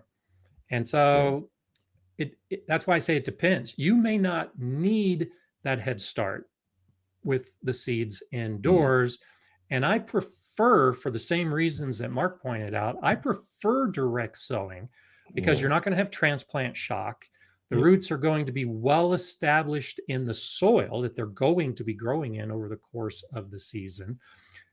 Assuming you've got the right location, as soon as that seedling emerges, it's going to take off because it's getting exactly the amount of sun that it needs. And then if you're tending to it to give it the right nutrition through your soil and of course watering at the appropriate level, what I've found that when I start those kind of, the cucumbers, the squash, the lettuce, and you can only really start those about 3 weeks ahead of time because they grow so quickly that you don't want to transplant them as a big plant. And so you think you're gaining 3 weeks, but when you put them outside, especially you're going to need a few days to harden off. You're going to have some transplant shock, and it's going to take a couple of days to recover. And I have done that where I put the seed directly into the soil, and then I also put the transplants in. And by the end of the season, you might gain 2 or 3 days from the starts beforehand when we're talking about those specific types of plants, because there's just so much stress on the plant during that whole in and out process. And so if your season is so tight that 3 days makes a difference, then go for it. And I know a lot of my friends in the UK, those 3 or 4 days make a difference. And so when you see a lot of the UK gardeners, they are starting their peas and they're starting their brassicas. They're starting a lot of their plants indoors and then transplanting outdoors because their summers are different and their autumns are different. For me, my summer just comes so fast and is so warm and so sunny that I don't need those extra 3 or 4 days on the front of the season because my plants can catch up so quickly. Yeah, that makes a lot of sense. And if you are growing from transplants, whether it's soil blocks or say seed trays and all of that, I know that you just did a video talking about seed trays versus pots and all of that. But when we're looking at those starts, what should we be looking for when we're trying to gauge when we should be transplanting those out? I mean, we gotta have some sort of timing here. When it comes down to it, we can't keep them in there too long or let them grow for too much time in such a small space. Yeah. And so most seed packets or catalogs will give an idea of when to start the seeds indoors based on the average last frost date. And so that's a good baseline for figuring out when to start your seeds indoors. What isn't talked about much, and I talk about it in a few of my videos, is that we're talking average last frost date, which means that there's a 50% chance that you will still have a frost after that date. So I always add a 2-week buffer. So my last frost date is May 18th for planning purposes. So when I start my tomatoes, I'm starting 6 to 8 weeks before May 18th because the seed packet says start your tomatoes 6 to 8 weeks before your last frost date. But I'm not going to put them into my garden until 2 weeks later, because at least for me here in Colorado, it's going to take those 2 weeks to actually get to the point where I have almost 0 chance of frost. Yeah. And it's given enough time for the soil to warm up to the point that I Back to can the put soil those plants. temperature, right? Yeah. And so I'm all about the soil temperature. Last year, Yep. I didn't get my tomatoes and peppers in the ground until the second week of June. And the Mhm. year before that, it was the third week of June because the Yeah. soil temperature is so critical. And I think it's Yeah. been 2 years ago, might even be 3 now, but Eli and Kate in the garden and Yeah. I collaborated. We grew the same tomato varieties. Yeah. They're in Scotland. I'm in Colorado. And to make some of those videos, I had to actually put my tomato plants in the ground before my typical start date. It was Mhm. so clear by the end of the season that the plants that weren't put in the ground for 3 weeks later actually did better because they were started in warm soil. The plants that were started too early because the soil was too cool were stunted and they just never fully recovered from that initial shock of transplanting. And so I consider a lot of those other factors beyond just the last frost date when I'm deciding the Mhm. the the start of the seeds because the Yeah. size of the plant now becomes important. I Mhm. have transplanted tomato plants that were 3 feet tall. Yeah. And same thing, when you Mhm. transplant them and you have some of that root damage and that transplant shock, it takes a long time for a 3 foot tall tomato plant to recover. Yeah. Whereas if you put a 12-inch tomato plant in the ground, it catches up before you know it because it doesn't have that same um, impact based on the size. So I'm Yeah. usually aiming for about a 10 to 12-inch high tomato or pepper or whatever happens to be. And generally that means it's got at least 5 to 7 sets of true leaves. And Yeah. those are the kind of things I look for when I put them outside along with the soil temperature. Exactly. And again too, that is one of the things I know I learned from you years ago as well too, is just this, the idea that, a lot of us gardeners put a lot into, say, zones. We're past, basically, as we're moving now out of winter, we're past the importance of zones. And then the next thing we try to put is last frost date.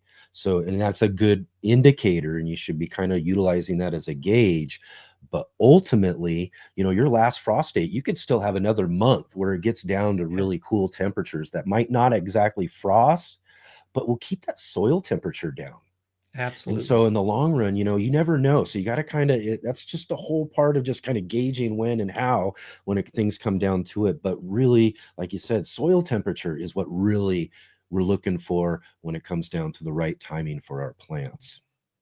Yeah, Yep. it's just I think that's so important. More and more about that needs to be out there, I'm sure, because again, there's just a lot that gets put into zones, and zones are important to a certain degree when it comes to Yeah. gardening and what we're doing.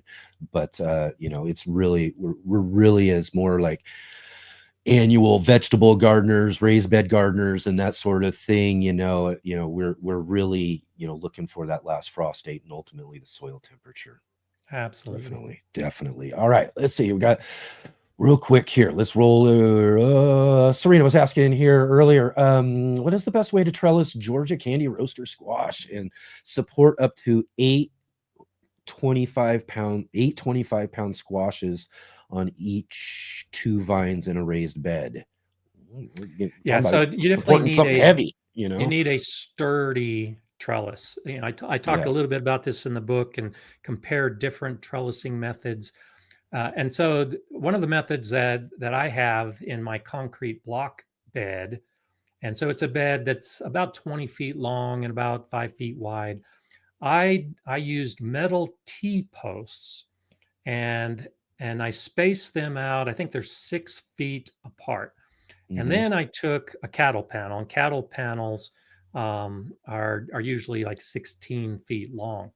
Yeah. And that's my sturdy, strong, can hold anything kind of trellis. The cattle panel is a 4 gauge steel, so it's not gonna bend under the weight of 100 pounds of squash. And I mean, it takes my whole body to bend the cattle panel into a hoop shape. So Yeah. the plants aren't going to bend it.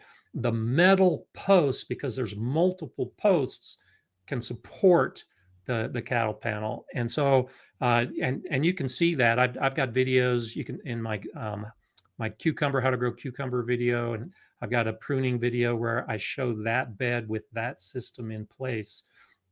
And I would encourage something like that. It is so sturdy and so strong that it's going to be able to support it. Bamboo's not going to work. You know, basic netting is not going to work. A lot of those other basic trellising, simple systems that we use for peas and beans and even tomatoes, that's not going to be strong enough. You really need to think of heavy gauge steel with a steel support. You could do the metal or the wooden posts. I've done that before with my tomatoes, where I use like a 4x4 post or a 4-inch circular post buried in the ground to get that stability, and then run heavy gauge wire back and forth. So that'll work as well. You just need something that can hold up to that amount of weight. And almost always it's going to be steel and either thick wood or more steel. Yeah. And what would you say about like the fruits themselves? You know, because they're you're gonna have them on there, and then the fruits are gonna be hanging, and that's where the weight is, right? And so, is there something we need to be thinking about? I mean, some plants will hold on to a heavy fruit, and some are gonna have a harder time doing it too. So yeah, one of the things. So many of those plants, they can support the weight of a single fruit on that part of the vine. And so when I grow heavy squashes like that on a trellis, I am attaching the vine at multiple points along the trellis so that the whole vine is not bearing the weight of all of the fruit. Basically, each fruit is supported by just a small portion of the vine, and then the vine is connected to the trellis. And that works for most of the squashes I grow. It works for all the tomatoes I grow and the cucumbers. But when you're talking about 20 or 25 pound fruit, a very common technique is pantyhose. You may have seen pictures of this where you just cut the leg off of pantyhose. And when the fruit first starts developing, you put it inside the toe of the pantyhose, and then you wrap or tie the pantyhose to that really strong trellis. And now as the fruit grows, the vine is supporting the growth, but the pantyhose is actually supporting the weight of a really heavy fruit like that. And it works for melons as well. Heavy melons, heavy squashes, anything like that you want to grow vertically. And so much fun for us male gardeners out here who have to go to the store and get the pantyhose because we need it right away instead of trying to order it online so nobody would notice us. That was real fun. I did that a couple years ago. I used to save all the pantyhose from the women in my life, and there you ended go. up with a drawer of pantyhose. And I had the same thought. It's like, what's someone going to think when they go to my shed and see a drawer of pantyhose? Exactly right. But man, it's a you never know what's going to be such a great asset to your garden, and it might be some simple home thing like that. You know what I mean? And again too, it works really well, like you said, and the fruit can grow and expand, and the weight holds it all up. It's a really good one, All right, let's see here real quick. Let's get to Dusty Flats was asking, advice to prune everbearing blackberry or black raspberries and for seedless grapes on an arbor. So the pruning of the blackberries, it's like ever-bearing varieties. There's basically two types of blackberries. There's a kind that will fruit late in the season on the first year canes, and then there are those that will fruit early in the season, and then often a second fruiting in the second year of growth. And so that's why sometimes they're called ever-bearing, because you get two crops that grow out of them. When you are growing the type of raspberry that is fruiting on the first year canes, on the primo canes. At the end of the season, you can cut them down all the way to the ground. And the next year, first year cane is going to come up and it's going to fruit. When you're growing on those varieties that fruit in the second year, you typically choose a height. It might be 3 feet above the ground. Often that's kind of just a default height. And you just cut everything at that height. And then as it starts growing in the spring, it will send up some new growth from the tip, and you'll have the fruit that develops initially lower down on the plant.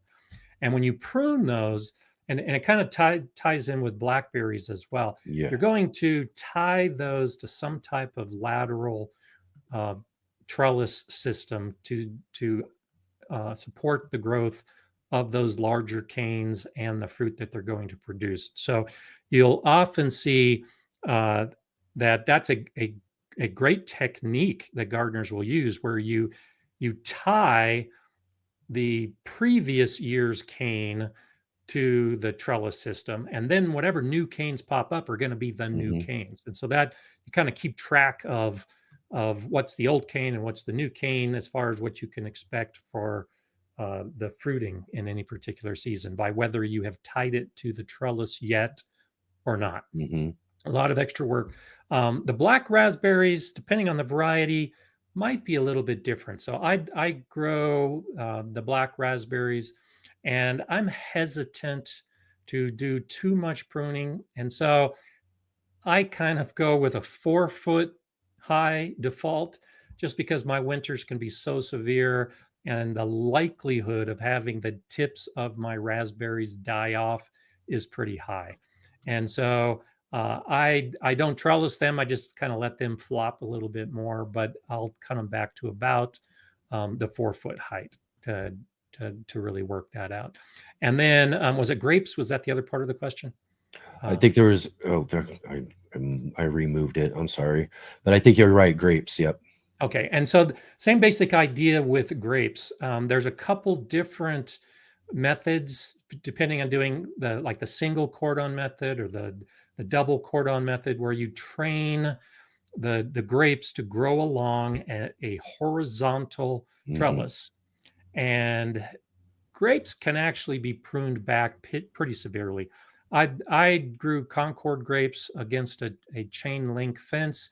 And again, because I'm hesitant to do much pruning because my winters are just so severe, I would cut back the tips just to try to stimulate some new development in the next year. But I just let them spread across the fence in more of a fan shape, so that I would have a bigger crop. But looking at those different methods of pruning to match the type of trellis you're using is really the best way to approach it. Yeah, excellent. And English Lady's Kitchen Garden asks, do I need to remove some of the grape bunches on my vine? It depends. So usually, yes. The question is, how many do you remove? And so I talked a little bit about this in my video last year, where I was pruning off a lot of the fruit on my peach tree. And I removed over 100 peaches early in the season, because that fruit tree is very young.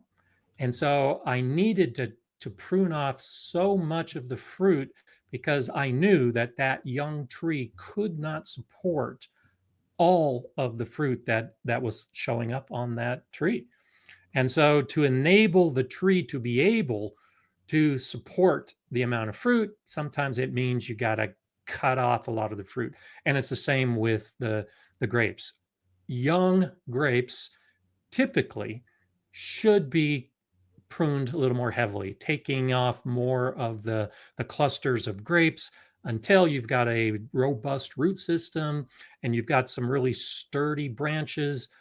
Then in later years, you can leave more of the grape clusters. But you'll see this in vineyards of all types. Yeah. If you've got clusters that are growing too close together, that they're going to interfere with each other, you cut back one of those clusters so that the one that remains can be exposed to the sun and the air and get all the nutrients it needs from the size of the plant. Yeah. Sherry was jumping in there saying, if you weigh down the end of grapevines that are sprawling, they'll give you a new vine. Yeah. Yeah. This holds true with a lot of plants. So layering is a term when you bury a tip like this in the ground. There's also an air layering system, but that's totally different. But for blackberries, for instance, this is a very common method of propagating blackberries, is to put the tip in the ground and roots will develop. And if you allow your grapevine to get long enough, you can do the same thing. You can propagate new grapevines with most varieties by allowing it to root and develop into a whole new plant. And then you just separate it, you cut the vine, and you've got two grape plants. Yeah, nothing better than that, right? You gotta love it when you can turn what you got into even more. That's another fun thing when you can propagate in that sort of way. Let's see here. Oh, okay. I want to get back to this one I had in here. I know Will just jumped in again here, so I'll make sure I ask this. Big Will Dog is asking, I have an idea for a video series about tasks physically limited gardeners can do. How is it best? And he wants to pick your brains and thoughts and would love your input. I've been planning this video for years now. And hopefully maybe I'll get it done this year. I have one of my metal raised beds is almost 4 feet high. And the reason I got that bed was to do a video like this.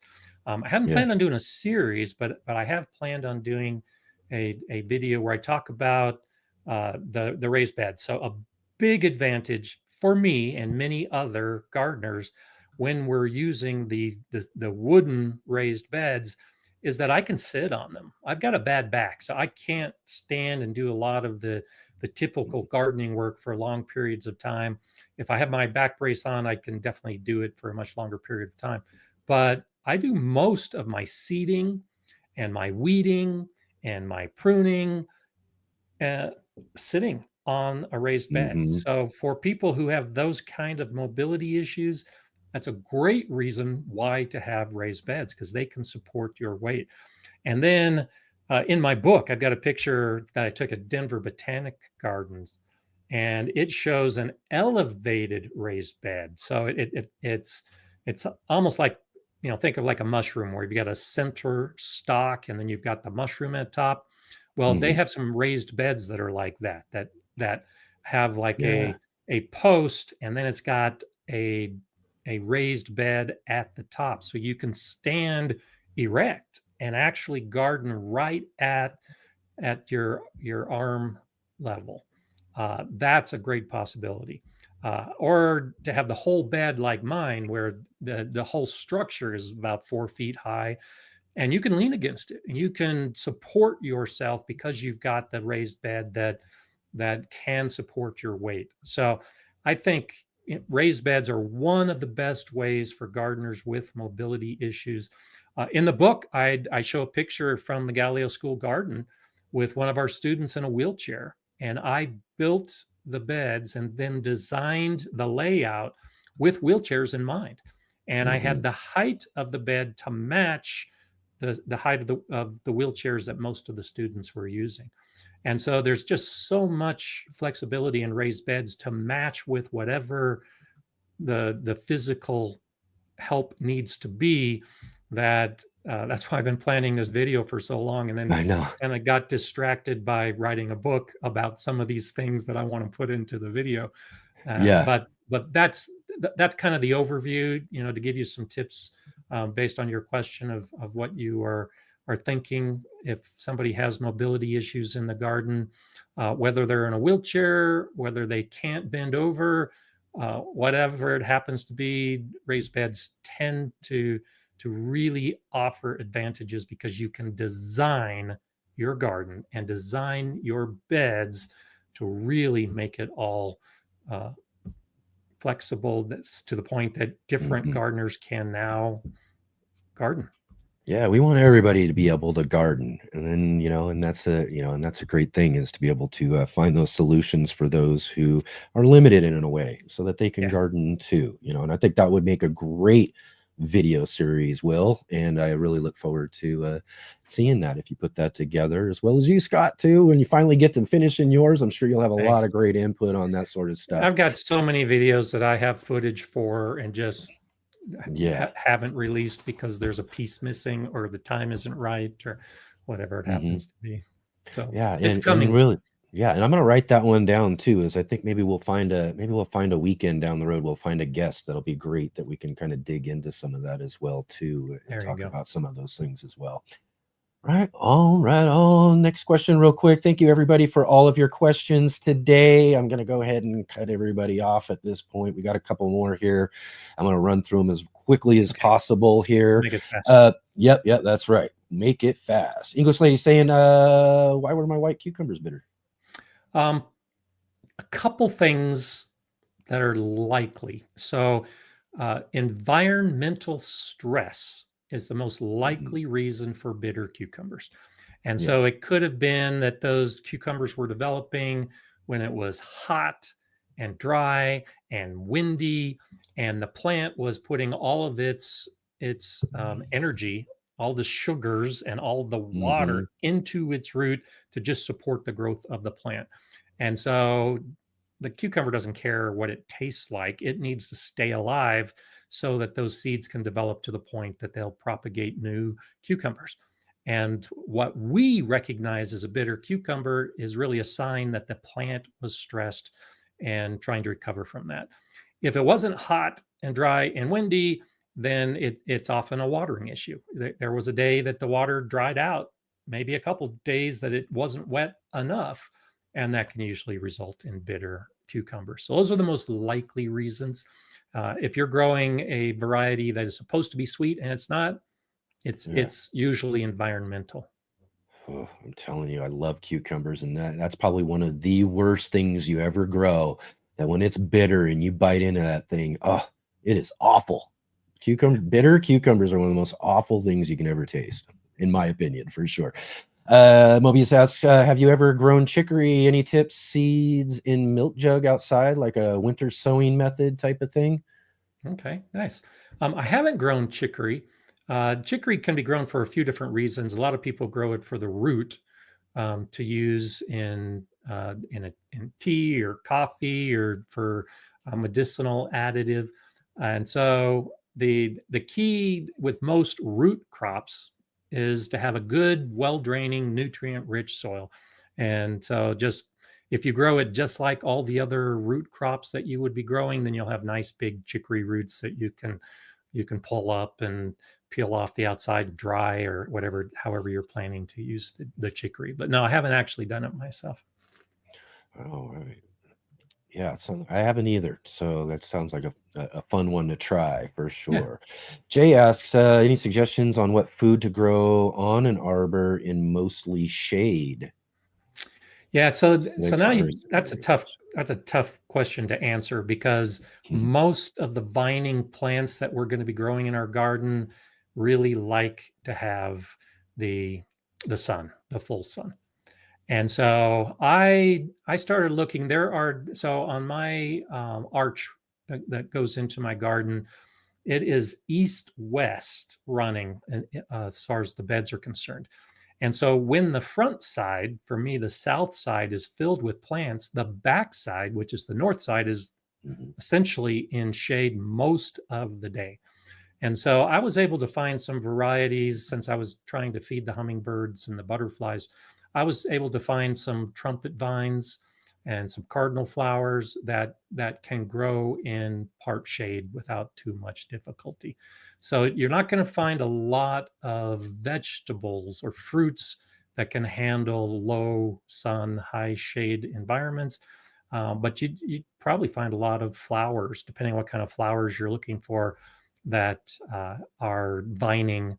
And so think about, if you or ivies, even if you're not looking for flowering, think about all of those college buildings that are covered with ivy on all four walls.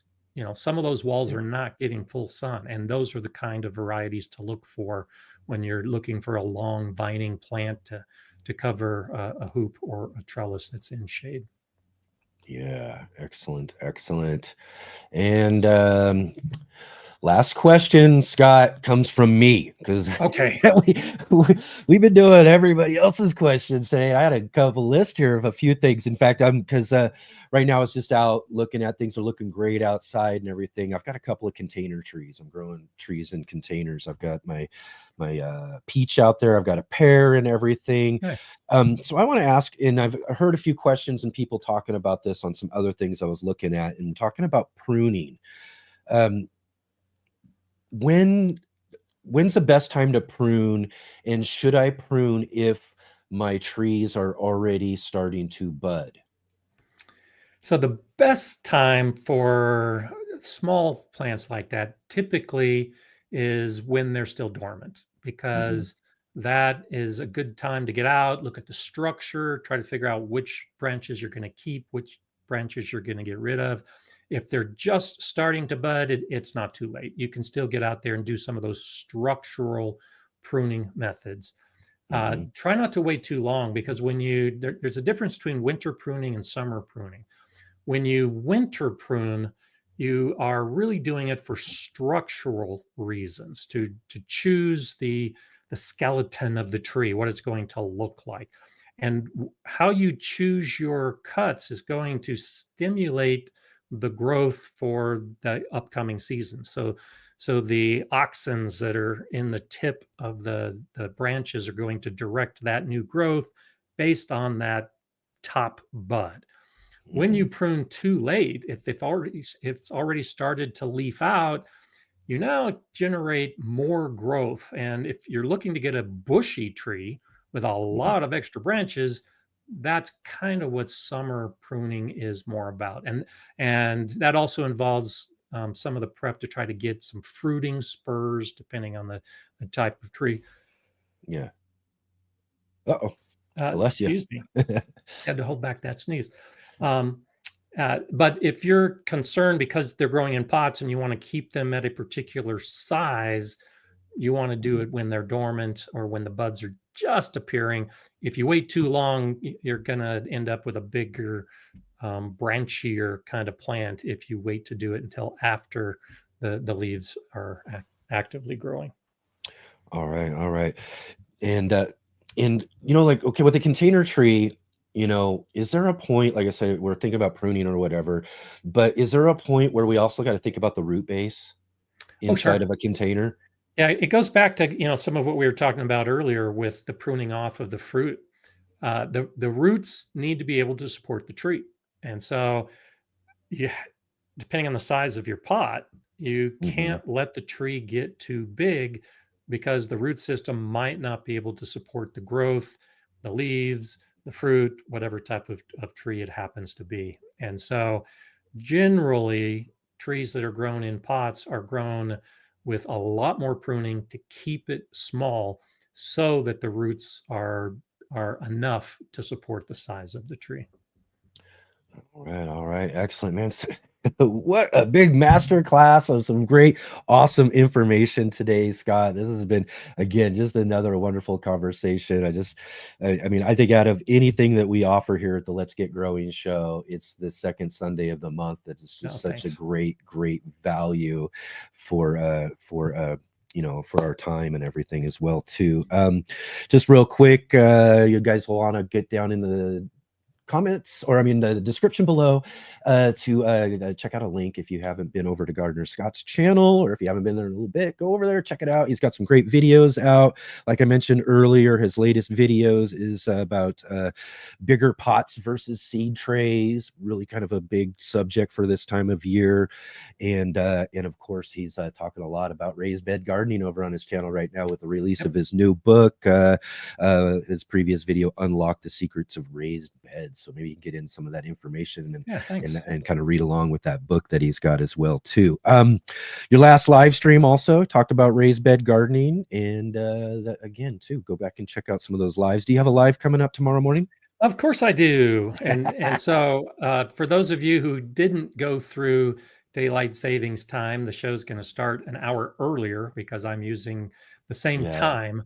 It's just our clocks changed this morning. So I saw some of the comments earlier. Definitely affects us. But yeah, tomorrow I'll be talking about medicinal plants and flowers in the garden. Ooh, and actually have a giveaway. So a giveaway too. I'll be doing some seed giveaways tomorrow associated with that as well. So and then setting it up for future giveaways in future live streams. So yeah, every Monday you can find me on the Gardner Scott channel. Yeah. And what time is that? And so it is 8 o'clock Pacific time for those of you who live in Oregon. And then you can adjust accordingly depending on where you live. And so for those friends of ours that are in Australia, it's like 2 o'clock in the morning. Oh yeah, it's real early there.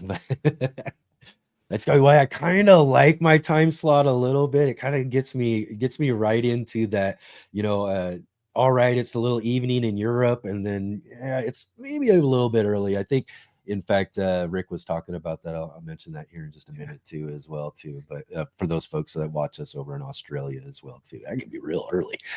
But anyways, Scott, again, thank you so much for being here with us today. Thank you for taking the time to, answer all of our garden questions and all of that. It's so wonderful to be able to have this conversation and just really dig into all of these things that we're all kind of wondering about and thinking about as we are, planning and working in our gardens this new garden season. It's coming. It's coming. I know. For some of us, like I said, and I feel for you, Scott, and you'll get your fun here real soon. We know it for sure. Yeah. Definitely. All right, Scott, thank you again. And remember, everybody, check out Gardner Scott at the Gardner Scott channel in the link below. Go check out his live stream tomorrow. Go buy his book. You're going to love it. I know I am. I should get mine any day. Again, links all down below. Thanks again, Scott. We'll see you again. Thanks, Enoch. Always fun to be here. Have a great week. All right. Let's see. Oh, where's it at? Sorry. There we go.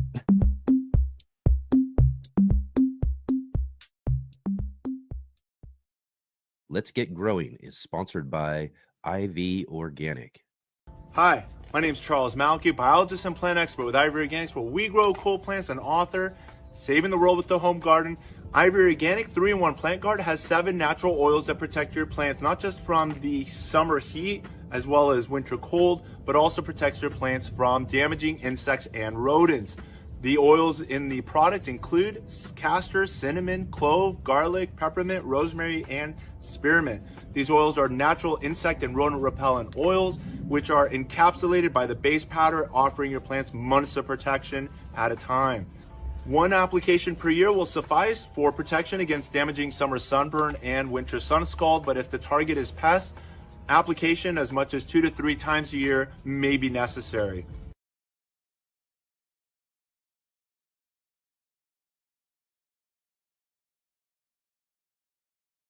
All right, everybody. Again, thank you so much for being here today, and thank you to Gardner Scott for taking his time to be here with us and to answer all of our gardening questions.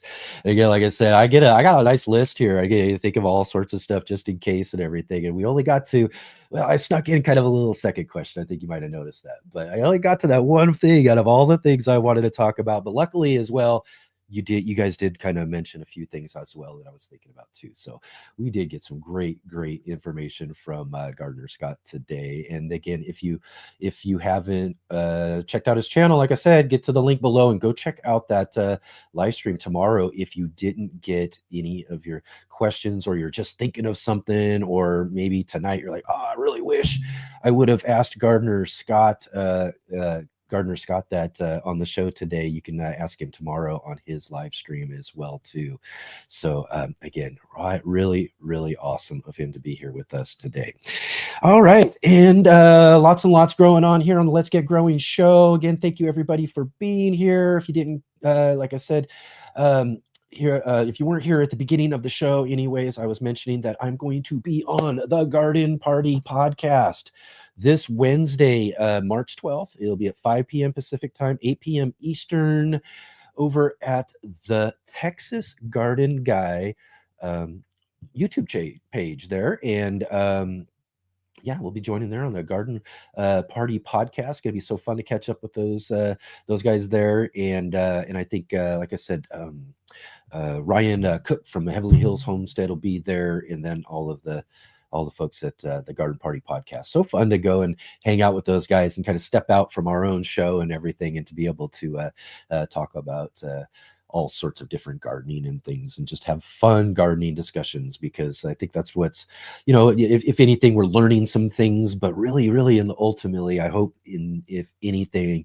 you're just getting really inspired. And again too, I hope that you all come and check me out there at the Garden Party podcast this Wednesday. And coming up this next Saturday, for the Saturday show this next week, we'll have with us Andre Baptiste. Andre the farmer will be joining with us, talking all about gardening and growing and everything that he's got coming up in his upcoming 2025 gardening season. So you won't want to miss out on this really great conversation here this next Saturday. And like I said, we are here every Saturday and Sunday at 11 a.m. Pacific Standard Time, 2 p.m. Eastern Time, here on the Urban Gardener channel. And that means we've got next week on our Sunday edition will be our third Sunday of the month, and that's when we're going to do our monthly gardening book club. We were talking a little bit about this. I gave you all a little sneak peek into what our announcement for the new book next week will be. So all of you here got a heads up on all of that. But again, join us next week though too, because we are talking with Kim Stoddart, the author of the climate resilient vegetable garden. It's just a really great book. I've been reading and digging into this book for the last a couple weeks now, and I'm really excited about getting to talk with Kim joining us. She's over in the UK as well too, so she'll be joining with us from over there, and we'll dig into her really great book. And hope you all join with us, and come and ask some questions of our guests, and join in on the conversation with all of us here on the Let's Get Growing show. Like I said, we got lots and lots of great things growing on and coming up, and more in the weeks ahead as well too. So again, thank you all so much for being here with me, and again too. I hope that everything's growing great in your gardens, and I hope that you're getting a great start to everything. And again, I look forward to seeing all of you. Again, it's hard, really, like I said, even talking about Gardener Scott, about like how quick it seems between having him on like once a month and everything too. It's really kind of seems how fast things go by, and this weekend went by really fast, and I'm already missing it already, and we're just ending down. So I look forward to seeing all of you coming up this next week on our next Saturday show and Sunday show as well too. And be sure to click the like button real quick before you leave, hit the subscribe button, bell notification to be notified of all of our upcoming videos. And there are videos coming out and live streams. Share with all of your friends. Follow all the links down below in the description. And I'll see everybody on our next show this next Saturday. See you all then.